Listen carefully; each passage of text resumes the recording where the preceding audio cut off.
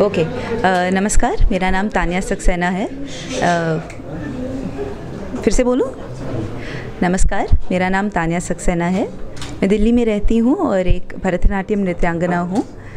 यहाँ पे पुणे में मैं 28 जुलाई से आई हुई हूँ और पुणे के डांसर्स के साथ ये प्रोडक्शन जो है इक्षना, उसी के ऊपर काम चल रहा है। ये इक्षना जो है, इस शब्द का मतलब है दृष्टिकोण, यानी कि परसेप्शन। तो जो क्लाइमेट क्राइसिस है, प्रदूषण वगैरह जिसके बारे में हम बात करते हैं, कैसे अलग अलग नज़रिए से इसको देखा जा रहा है, कैसे जांच सकते हैं। इन्वायरमेंट का तो है ही, उसके अलावा इकोनॉमिक परसेप्शन है, साइकोलॉजिकल फैक्टर है। तो ये सारी चीज़ें हैं जो प्रोडक्शन के ज़रिए हमने एक्सप्लोर किया है। अब इंटरेस्टिंग बात ये है कि ये एक थोड़ा कंटेम्प्रेरी टॉपिक है। मतलब क्लाइमेट क्राइसिस मोस्टली न्यूज़ में 1950s के बाद उसकी चर्चा हुई थी। तो ऐसे कंटेम्प्रेरी टॉपिक को भरतनाट्यम में दिखाना, जो कि एक बहुत ही एंशिएंट ट्रेडिशनल आर्ट फॉर्म है, थोड़ा मतलब इतना आसान नहीं था। तो इसी के ऊपर हमने एक कोशिश करी है और वी होप कि आपको अच्छा लगे।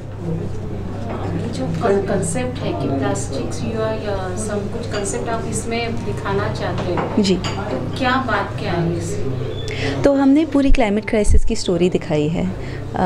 हमारा जो प्रोडक्शन है 3 एक्ट्स में डिवाइडेड है। तो पहला जो एक्ट है, कैसे मानव जाति का विकास हुआ है, from agricultural period, stone age period से लेके अब तक मॉडर्न टाइम तक, और इस विकास के साथ पृथ्वी के पे क्या क्या असर पड़ा है। जैसे कि सबसे बड़ा जो समस्या है अभी, it is basically global warming, जो कि फॉसिल फ्यूल से मतलब फ्यूल्ड है। तो ये एक टॉपिक है जो हमने दिखाया है। अब इंटरेस्टिंग बात है कि जो प्लास्टिक यूज़ है वो फॉसिल फ्यूल से जुड़ा हुआ है, क्योंकि plastic is made from petrol, basically उसी का प्रोडक्ट है। तो इसी पेट्रोल से आग जो है, मतलब जो भी विकास हुआ है उसी से, मतलब एक तरीके से स्टार्ट हुआ है। That was the spark for it, and that fire is just kept growing and growing and growing. So that is the main thing. अब जो सेकेंड एक्ट में हमने दिखाया है कि how everything that man has accomplished, what has that effect been on the planet. And then the third act is mostly just a psychological analysis. क्योंकि क्या होता है, आदमी ये सुनता है कि the earth is warming up, plastic use बहुत ज़्यादा हो रहा है, तो एकदम मतलब बर्डन हो जाता है उनके दिमाग के ऊपर। और फिर बर्डन होके बोलता है ठीक है बस अब नहीं सुनना, मैं कुछ नहीं कर सकता, अपनी लाइफ को मैं जीऊँगा, आई कैन नॉट हैंडल। तो ये एक एस्पेक्ट है जो हमने एक्सप्लोर किया है। पंचतत्व भूतों के बारे में आपने जो किया है, वो एक छोटा वो पंचतत्व एक्चुअली एक बहुत ही छोटा टॉपिक है जो इसमें आया है।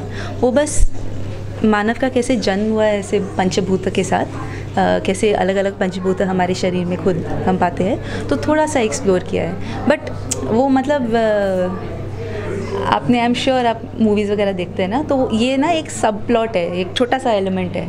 हमारा मेन जो आइडिया है वो मानव का विकास, और उसी विकास के साथ पृथ्वी का कैसे नाश हुआ है। अब थोड़ा सा HCL के बारे में, अगर HCL कॉन्सर्ट्स के बारे में अगर हम जानें, तो HCL कॉन्सर्ट्स पिछले 26 सालों से इंडिया में कॉन्सर्ट्स कराते आ रहे हैं। और हमारा जो विज़न है, जो हमारा थॉट प्रोसेस है, जो हम अचीव करना चाहते हैं, वो ये है कि हम क्लासिकल इंडियन आर्ट को, जो क्लासिकल म्यूज़िक है, जो हिंदुस्तान का इंडियन कल्चर है, भारत का जो कल्चर है, हम उसको संजो सकें, उसको पिरो करके एक साथ रख सकें। और HCL कॉन्सर्ट उस मकसद में है। और हम क्लासिकल म्यूज़िक के बारे में ज़्यादा, हिंदुस्तानी क्लासिकल म्यूज़िक जिसे कहते हैं, और कर्नाटक क्लासिकल म्यूज़िक, उसके बारे में ज़्यादा शोज़ करते हैं। हम करीब आज की तारीख में हम करीब ऑलमोस्ट 1000 शोज़ इंडिया और अमेरिका में कर चुके हैं। और अब हम चाहते हैं कि जो और परफॉर्मिंग आर्ट्स हैं, नृत्य सागास जो हैं, उनको हम और दर्शकों तक ले जा पाएँ। तो इसके लिए हमारी पहली पहल जो हम कर रहे हैं वो इक्षाना के साथ कर रहे हैं।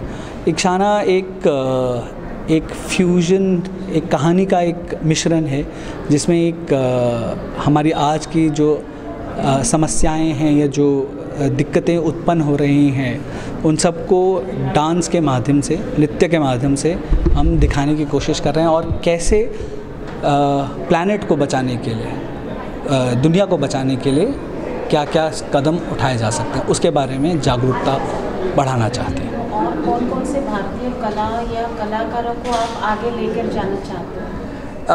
हम ज़्यादातर, हाँ, तो ये भरतनाट्यम के साथ हो गया। हम डांस में हम 3-4 तरीके, जैसे ओडिसी हो गया, कथक हो गया, कथकली हो गया, तो उस पर काम कर रखा है हमने। करीब ऑलमोस्ट 3000 आर्टिस्ट्स के लिए हमने अलग अलग शोज़ ऑर्गेनाइज़ कराए हैं और हम करीब 3 लाख लोगों को लाइव एक्सपीरियंस करा चुके हैं इंडियन क्लासिकल म्यूज़िक के बारे में। भारत के अलावा और कहाँ भारत में? विदेश, तो पुणे हमारे लिए एक नया शहर है। हमने पिछले साल 3 शोज़ नई सिटीज़ में शो किया था, तो पुणे उसमें से था। अब हम दोबारा फिर से पुणे में आए हैं। इस बारी हम डांस, नृत्य को लेकर के आए। पिछली बार हमने क्लासिकल म्यूज़िक का कॉन्सर्ट किया था, इस बारी हम नृत्य क्लास करें। इंटरनेशनली हमने अमेरिका में ज़्यादातर शोज़ करे हैं, जैसे लॉस एंजलिस और न्यूयॉर्क में शो करे हैं। हमारा फ्यूचर विज़न है कि हम ब्रिटेन और जर्मनी में भी शोज़ कर पाएँ। ये शो जो है इक्शाना को हम 4 शहरों में लेके जाएंगे। पुणे के बाद हम बैंगलोर जाएंगे, चेन्नई जाएंगे और लास्ट में हम दिल्ली तक जाएंगे। ये जो पर्यावरण पूरक शो है ji, I just want to give one suggestion, please don't mind it. आप जो शो कर रहे हैं तो ये जो स्पेसिफिक इंडोर जैसे कर रहे हो, तो why don't you try it outside, जैसे पथनाट्य बोलते हैं जो यहाँ पे पूना में तो बहुत ही फेमस है। जब आपको किसी एकदम लो लेवल के लोगों तक पहुँचना है, स्ट्रीट प्ले, हाँ, स्ट्रीट प्ले जिसे बोलते हैं, तो is there any idea? So ma'am, classical music जो होता है उसको अगर आप एक क्लोज्ड एनवायरनमेंट में करते हैं तो आर्टिस्ट को और उस परफॉर्मेंस को ज़्यादा बेहतर एक्सपीरियंस किया जा सकता है। खुले में आप इतने अच्छे से उस एक्सपीरियंस को नहीं एंजॉय कर पाते, तो इसलिए ज़्यादातर क्लासिकल म्यूज़िक के कॉन्सर्ट जो होते हैं वो एक क्लोज स्पेस में, ऑडिटोरियम में किए जाते हैं। अकूस्टिक सुनने का अच्छा रहता है। पर जो आपने सवाल किया, हम रमा और तान्या के साथ वर्कशॉप्स करा रहे हैं, अलग अलग स्कूल्स में जा कर के वर्कशॉप करा रहे हैं, क्योंकि पुणे में हमारे ज़्यादा प्रेजेंस नहीं है, स्कूल नहीं है। हमारे पास दिल्ली में, चेन्नई में, बैंगलोर में हमारे पास स्कूल्स हैं, शिवनादर फाउंडेशन के स्कूल्स हैं जिनमें हम वर्कशॉप्स करा रहे हैं। तो बच्चों को डांस वर्कशॉप्स के द्वारा यही चीज़ एक्सपीरियंस भी करने को मिलेगी।